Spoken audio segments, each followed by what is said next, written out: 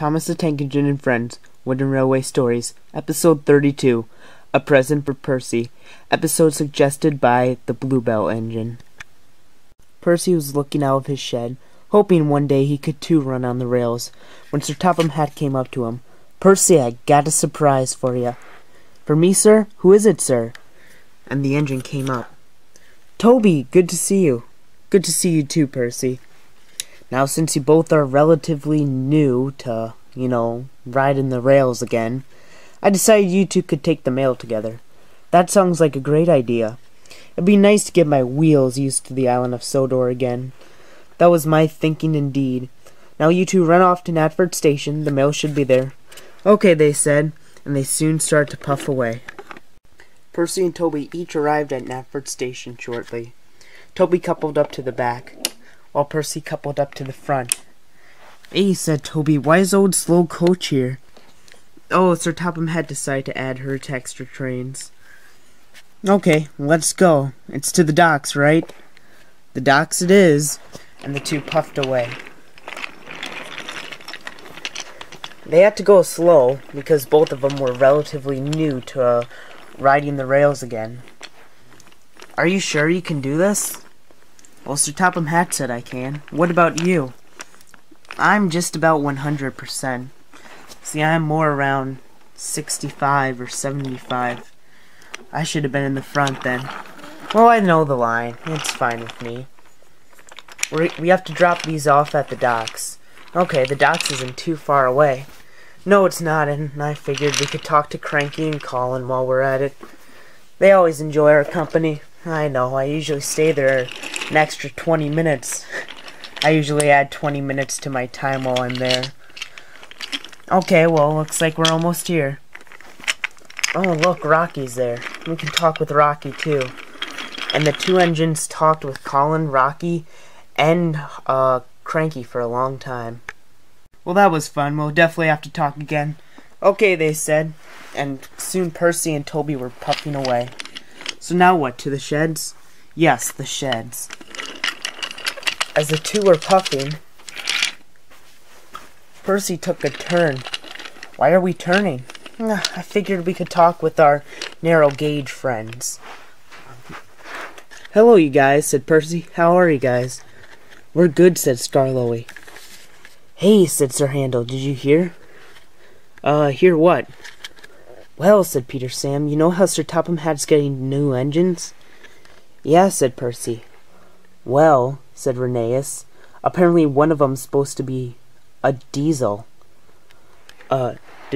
Diesel? Why a diesel?" "We don't know. We'll have to ask Sir Topham Hatt later." "Yeah, we will. I wonder why a diesel." "I don't know. Maybe to replace Diesel? That'd be great if he would." "But I doubt it," said Sir Handel. "Sir Topham Hatt would never do something like that." "Yeah," said Toby. "Well, there's not an extra shed for me tonight. Do you guys mind if I stay in the shed over there?" "We love it," said Skarloey. "Well, I'm going to go back to my shed." "Oh, yes," said Duke. "How are you feeling? I know you haven't been feeling that great." "I'm getting better. My wheels are starting to get back to their right self." "That's good," said Sir Handel. Yeah, it is. Well, Toby, I best get going." "Okay, Percy." Toby moved out of the way for Percy, and Percy said goodbye to the narrow gauge engines and went back home. Meanwhile, Toby turned around so he could back into the shed. "So do you have any more news about this diesel?" "It's not a good diesel, apparently." "Are you sure?" said Toby.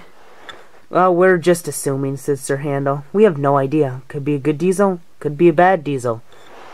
"Okay," said Toby. "Well, I'm tired," said Toby.